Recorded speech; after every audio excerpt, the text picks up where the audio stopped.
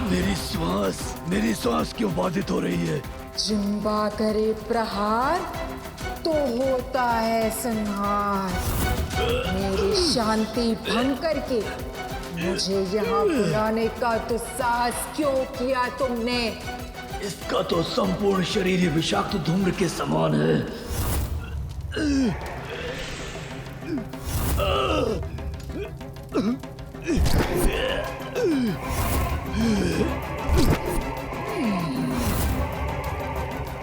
इसका विष तो मुझे भी प्रभावित कर रहा है, किंतु मेरी मृत्यु कैसे हो सकती है? उस बालक के सिवाय कोई मेरा अंत नहीं कर सकता। इस बुलावे में मत रहना कि तुम्हारे बुलावे पे मैं यहाँ आई हूँ। मैं तुम्हारा वध करने आई हूँ। जिम्बा करे प्रहार तो होता है संहार।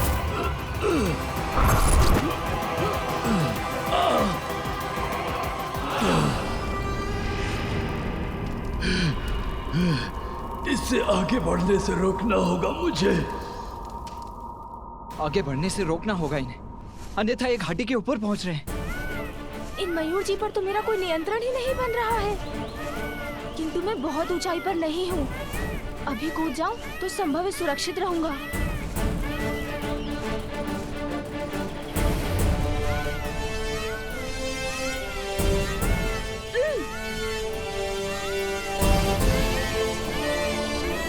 अरे मयूर जी तो और तीव्र गति से आगे बढ़ने लगे। अब मैं क्या करूं?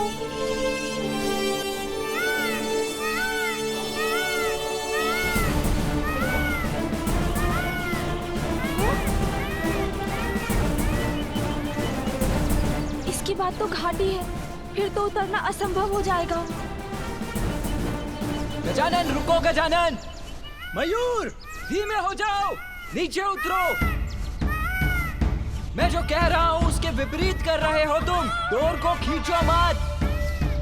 गजानन! भैया!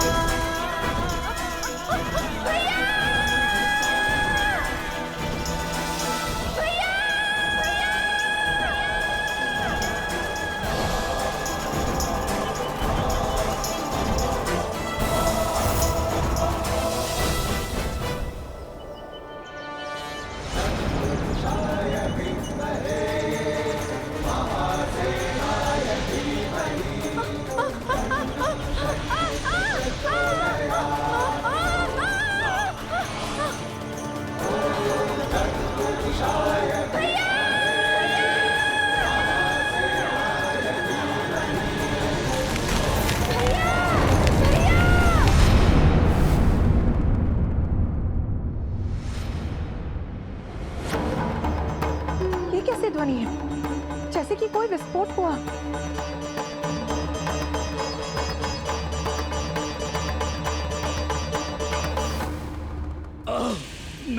मेरी सांस क्यों अटक रही है? जिम्बा करे प्रहार तो होता है संहार। किंतु अब तक तो मैंने तुम पर विष का वार किया ही नहीं। दुष्टा जिम्रा, वश में तो मैं करूंगा तुम्हें। विस्मय अवश्य हो तुम, किंतु मेरी अपार शक्तियों से परिचित नहीं हो।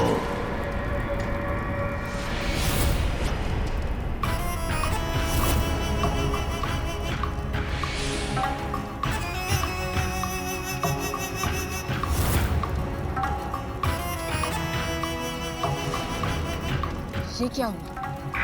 इसने तो स्वयं को सुरक्षित कर लिया।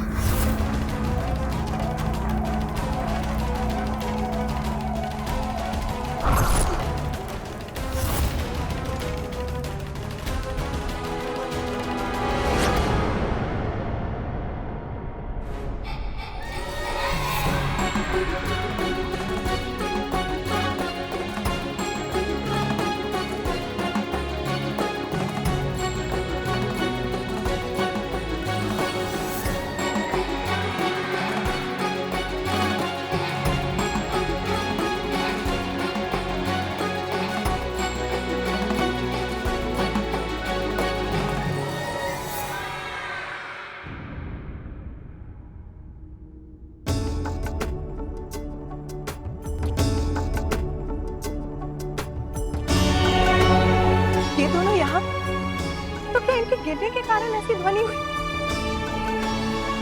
किंतु ये हुआ कैसे?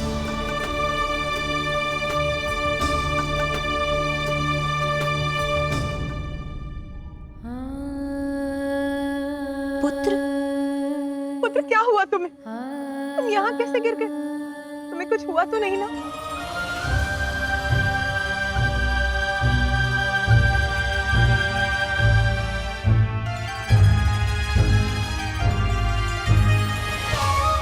गिरा तो मैं भी हूँ, मैंने ही गजानन की रक्षा भी की है, किंतु माँ मुझसे नहीं उसी से पूछ रही हैं कि वो कुशल है कि नहीं। माँ, इसमें तो मेरा कोई दोष नहीं, भैया के कारण ही हुआ जो हुआ।